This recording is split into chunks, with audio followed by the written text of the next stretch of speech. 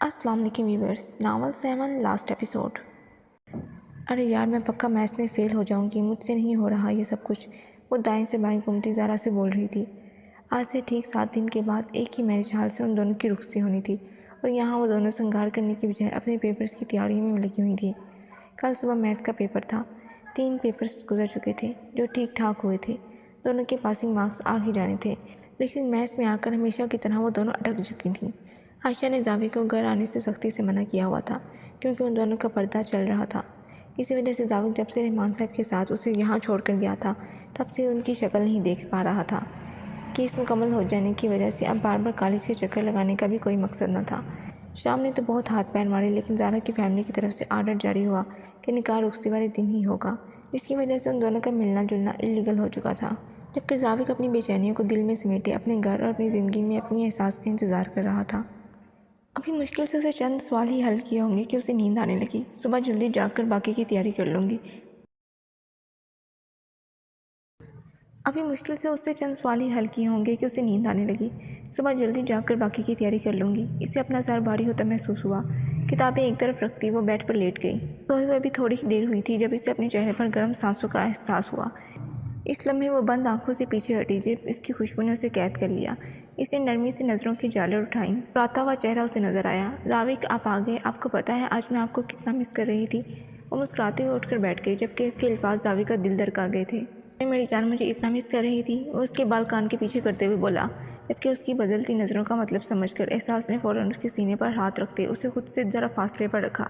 नहीं तो क्या, कल मेरा मैथ्स का पेपर है। आप खुद आ गए, ये तो अच्छा हो गया। आप मैथ्स के टीचर हैं, आज आप नहीं याद आएंगी तो क्या मिस अनम याद आएंगी? चलें जल्दी से मुझे मेरे पेपर की तैयारी करवाएं। बट आप यहाँ अंदर कहाँ से आए? मामा ने तो आपको मुझे देखने से मना किया हुआ है। हाय अल्लाह, आपने शादी का रूल तोड़ दिया। आप मेरी शादी ख़राब करना चाहते हैं। वो इसके कंधे पर मुक्का मारती हुई बोली। क्या क्या ख्वाब देखे थे मैंने, सबसे बेस्ट शादी होगी मेरी, और ये मेरे बेसब्रे खामंद जो मेरी शादी के रूल्स तोड़ रहे हैं। उठे यहाँ से और निकले मेरे कमरे से बाहर। आपको यहाँ आने के लिए मामा ने मना किया था ना? मामा की बात नहीं मानी आपने। अभी जाकर मैं मामा से शिकायत करती हूँ। सीटने की नाकाम कोशिश करते हुए अब उसकी शिकायत लगाने आयशा के कमरे की तरफ जाने लगी थी, जब जावेद ने इसका हाथ एक झटके से थामते हुए उसे अपनी तरफ खींचा। कर रही हो? मैं तो तुम्हें मैथ्स के पेपर की तैयारी करवाने आया था। अच्छी मुसीबत है, एक तो मैं तुम्हारी मदद करने आया हूँ और ऊपर से तुम मेरी शिकायत लगा रही हो। जावेद ने बहाना बनाते हुए कहा। कल पास नहीं होना, ठीक है, अगर नहीं होना तो मैं चला जाता हूँ। बस अच्छी मुसीबत पाली है मैंने, मुझे ही क्या ज़रूरत पड़ी थी इस तरह से मदद करने के लिए आने की। अच्छा खासा नींद पूरी कर रहा था, पता नहीं क्यों तुम्हारा एहसास करता है यहाँ आ गया। जा रहा हूँ, खुदा हाफिज़। लेकिन अगर तुम पेपर में फ़ेल हो गई तो मुझे मत कुछ कहना। एक तो मदद करो, ऊपर से बातें भी सुनो। वो बूम बनाकर कहता बाहर जाने लगा, जब अचानक एहसास ने उसका हाथ थाम लिया। सच्ची मुझे सिर्फ मेरी मदद करने आए थे? वो शक की नज़रों से देखती उसे बोली। हाँ, सच्ची मुझे तुम्हारी मदद के लिए ही आया था, लेकिन अगर मदद के दौरान मेरी नीयत ज़रा सी ख़राब हो जाए तो तुम्हें कंप्रोमाइज़ करना पड़ेगा। मतलब तुम्हें पता तो है मैथ सर को खपाने वाला काम है। अगर दरमियान में चाय की ज़रूरत पड़ी तो तुम्हें चाय पिलानी पड़ेगी। वो उसके गुरे को दिलचस्प नज़रों से देखते हुए बात बदल गया। तो आपको चाय पीनी है, ठीक है, आप मुझे मैथ समझाए, मैं आपको चाय पिला दूँगी। लेकिन शर्त ये है कि आप यहाँ चेयर पर बैठेंगे और मैं वहाँ बेड पर, और आप मेरा चेहरा नहीं देखेंगे। इससे शादी के रूल्स ख़राब होंगे। खैर, मैं घूंघट कर लेती हूँ, आखिर मेरी भी पहली शादी है, इतना तो कर सकती हूँ ना। एहसास ने दुपट्टे का घूंघट बनाते हुए अपने आगे किया तो जावेद उसे घूर कर रह गया। और कितनी शादियाँ करने का इरादा है आपका? वो सदमे से बोला। अभी कुछ कह नहीं सकती, इसलिए बेहतर होगा कि आप अपना ध्यान मेरी बुक पर लगाएं। वो अपनी हंसी दबाते हुए बोली तो जावेद भी मुस्कुराया। तो मेरे हाथों से, वो मुस्कुराते हुए बोला तो एहसास खिलखिलाकर मुस्कुराई। अच्छा प्यारी बेबी, नहीं करती और शादी, बस आपसे ही करूँगी, पहली और आखिरी। उसे शरारत से पचकारते हुए बोली। इंसान का अपनी पढ़ाई पर ध्यान दो। जावेद बुक को हल्के से उसके सर पर मारते हुए उसका ध्यान किताब की तरफ लगाने लगा। एहसास मुस्कुराते हुए उसे उसके सारे सवालात समझ रही थी, जबकि जावेद जो इतने दिनों के बाद अपनी नज़रों की प्यास बुझाने यहाँ आया था अपना दिमाग खपा कर रह गया। नहीं भाई, मैं आपको यहाँ नहीं बैठने दे सकती, लेकिन फिर भी अगर आपका यहाँ बैठना ज़रूरी है तो लाइन में रनिंग दीजिए, वरना ऐसा करें जहाँ दूसरा दूल्हा बैठा है उसके पास जाकर बैठ जाएं। इसने थोड़े से फासले पर बैठे जावेद की तरफ इशारा किया, जहाँ जावेद हर मुमकिन तरीके से ज़ारा को उठाने के बाद जाकर बैठा था। कि डिमांड पूरी करने के बाद जब ज़ारा की डिमांड मज़ीद बढ़ गई तो वो एक तरफ होकर बैठ गया और अब शाम भी मुँह लटकाए वहीं आकर बैठा था। ये पहली शादी थी जिसमें दूल्हे अलग और दुल्हन अलग बैठी हुई थी। बेचारी शक्लें हैं दोनों की। एहसास ने उन दोनों के फूले हुए मुँह देखे ज़ारा के कान में सरगोशी की।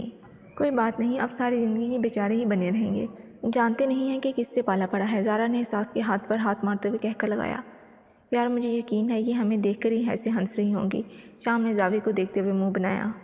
کوئی بات نہیں یار، آج ہنسنے دے، آج ان کا دن ہے، آگے ہم کہہ کے لگائیں گے۔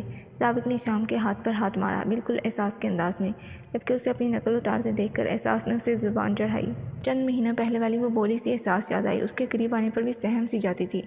اسی کے کالج میں اپنا مشن مکمل کرنے اور احساس کو کچھ دن اپنے پاس رکھنے کا یہ اثر تھا۔ پہلے کی طرح اس سے ڈرتی اور گھبراتی نہیں تھی، شاید اب اسے زاوک کی محبت کا احساس ہو چکا تھا۔ ساری رسمیں ادا ہو چکی تھیں، بس ایک رسم کے علاوہ۔ زارا کو شام کے گھر رخصت کر دیا گیا، جس کی وجہ سے اس کی آخری رسم رہ گئی، اور اب دونوں ہی افسوس سے ہاتھ ملتی بیٹھی ہوئی تھیں۔ کمرے میں قدم رکھنا چاہا تو دیکھا دروازے پر زائم اور موسیٰ کھڑے تھے۔ سوری ماموں، آپ اندر نہیں جا سکتے جب تک آپ ماما اور احساس آنٹی کا نگ نہیں دے دیتے۔ ماما یہاں پر نہیں ہیں، وہ زاوک ماموں سے اپنی نگ وصول کر رہی ہیں، اس لیے مجھے یہاں بھیجا ہے تاکہ آپ سے میں ان کا گفٹ لے سکوں۔ چلیں آپ جلدی کریں، میرے پاس زیادہ ٹائم نہیں ہے، مجھے سونا ہے، آلریڈی 2 گھنٹے لیٹ ہو چکا ہوں۔ ٹائم کی پابندی دیکھ کر شام نے غور کر اسے دیکھا۔ حجاب اسے 1 سیکنڈ بھی نہ تو زیادہ سونے دیتی تھی اور نہ ہی زیادہ جاگنے دیتی تھی۔ یہ تو شام کی شادی کی وجہ سے اس کی عید ہو چکی تھی کہ یہ ابھی تک جاگ رہا تھا۔ کیا چاہیے؟ شام نے غور کر پوچھا۔ کچھ بھی دے دے، بچہ ہے کون سا اس کو پتہ ہے۔ زائم نے حل پیش کیا۔ مجھے بچہ سمجھنے کی غلطی مت کیجیے گا، ماما نے کہا ہے 1 لاکھ سے 1 روپیہ بھی کم نہ ہو، تو شام ماموں کو اندر مت جانے دینا۔ موسیٰ منہ پھیلا کر بولا۔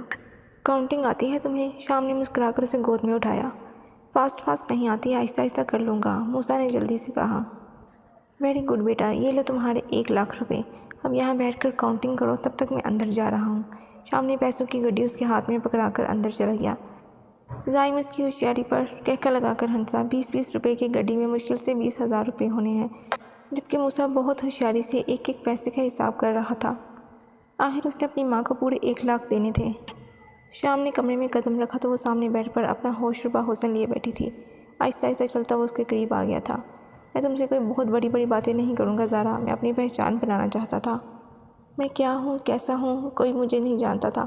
سالوں سے اس یتیم خانے میں پڑے میں ہمیشہ اپنے ماں باپ کو ڈھونڈتا رہا، لیکن پھر مجھے کسی نے بتایا کہ یتیموں کے تو ماں باپ ہی نہیں ہوتے، اور یتیم خانے میں صرف یتیم ہی رہتے ہیں۔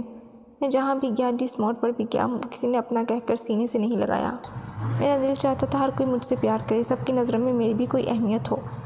پھر جب زاوک نے یہ پروفیشن چنا تو میں نے بھی اس کا ساتھ دیا، اور اس کے بعد ہر کوئی مجھ سے پیار کرنے لگا۔ مجھے دیکھتے ہی مجھے سینے سے لگانے کے لیے میرے پاس آتے تھے لوگ، مجھے احترام سے بلاتے، عزت سے بات کرتے تھے۔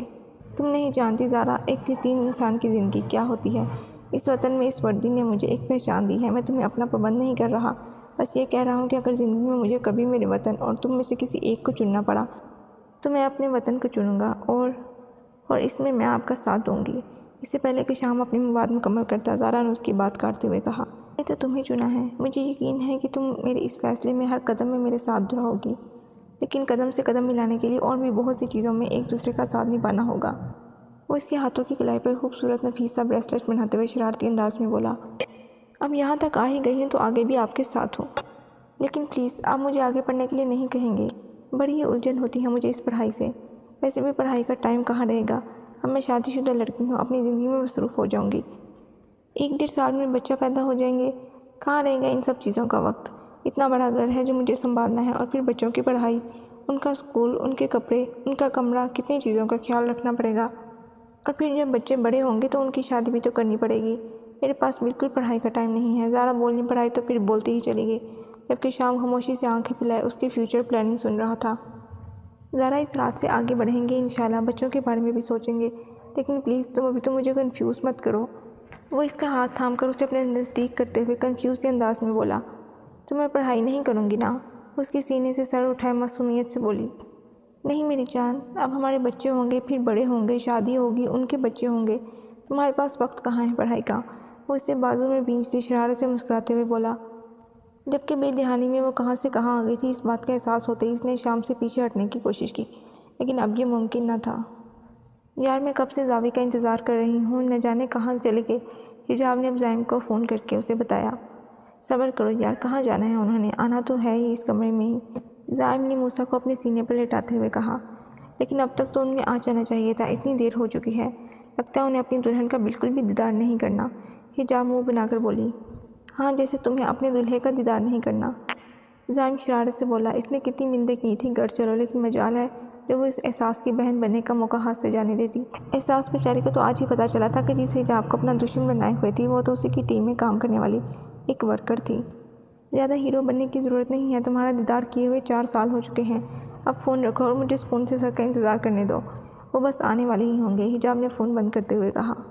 لگے رہو حجاب بیٹا، آج کوئی نہیں آنے والا ہے کیونکہ اس کو تو اپنی منزل تک پہنچنا تھا، وہ تو کب کا پہنچ چکا ہے، زائب نے آنکھیں بند کرتے ہوئے مسکرا کر کہا۔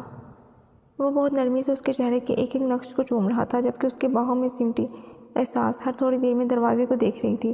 ایک سب باہر کیا سوچ رہے ہوں گے کہ آپ کھڑکی سے اندر آئے ہیں، ہر تھوڑی دیر بعد میں دہرانے والی بات اس نے ایک بار پھر سے دہرائی تھی۔ ہاں تو تم کیا سوچتی ہو، آج اس حسین رات کا وقت میں حجاب کے ساتھ ویسٹ کروں؟ کبھی بھی نہیں، آج کی رات کا ہر ایک پل میں اپنی جان کے ساتھ گزارنا چاہتا ہوں، وہ نرمی سے اس کے لبوں پر جھکتے ہوئے بولا۔ لاوک بیچاری کب سے آپ کا انتظار کر رہی ہے، اس نے ایک بار پھر سے کہا۔ تم اس پر نہیں، اپنے شوہر پر دھیان دو۔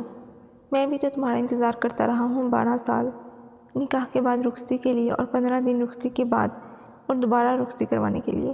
اس بار اس کا نشانہ اس کی 2 حسین آنکھیں تھیں، وہ باری باری اس کی آنکھوں پر لب رکھتا اس کے کان کو دھیرے سے چھو کر بولا۔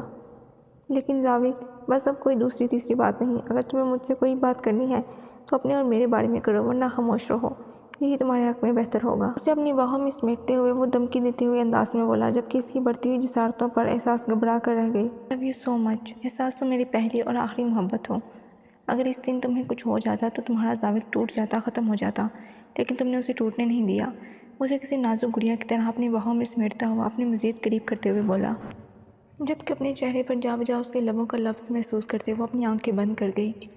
نہ میری جان، آج تو ایسا نہیں چلے گا، آج تو کہہ دو جو میں تمہارے لیے محسوس کرتا آیا ہوں وہی تمہارے دل میں بھی ہے، آج تو اپنے دل میں چھپی اس محبت کا اظہار کر دو جو تمہارے دل میں پچھلے 12 سال سے دبی ہوئی ہے۔